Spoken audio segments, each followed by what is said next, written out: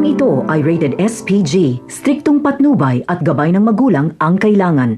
Wala ngang magagawa si Colonel Torres kundi maglabas ng statement at sabihin hindi totoo ang kumakalat na buhay pa si Ramon Montenegro. Base ito sa utos sa kanya ni Mayor Roberto at sa utos na rin ni Ramon. Kaya lalabas na patay na nga si Ramon. Malaya na namang makakakilos si Ramon na walang banta ng kapulisan. Galit na galit dito si Rigor. Maghahagilap siya sa sandimas ng titistigo na buhay pa si Ramon pero lahat ay tatanggi na nakita nila si Ramon.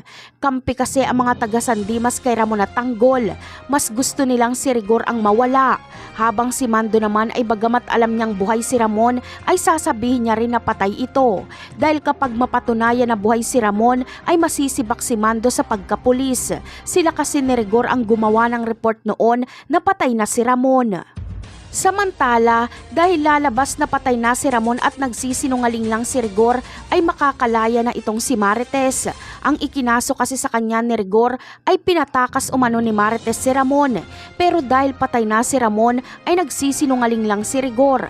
Kaya makakalaya si Marites at tatawagin namang baliw si Rigor ng kapulisan dahil nakikita umano nito ang taong matagal na patay na si Ramon.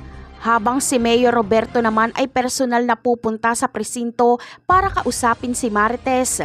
Sasabihin niya na wag umamin si Marites na buhay pa si Ramon. Ganon din si Tinding at Roda. Sasabihin nilang hindi nila nakita si Ramon. Kaya si Rigor lang at David ang magsasabing buhay si Ramon.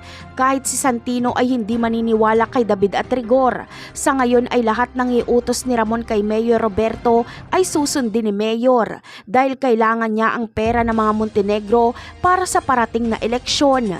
Napakarami pa nating dapat abangan sa mga susunod na episode. Paalam!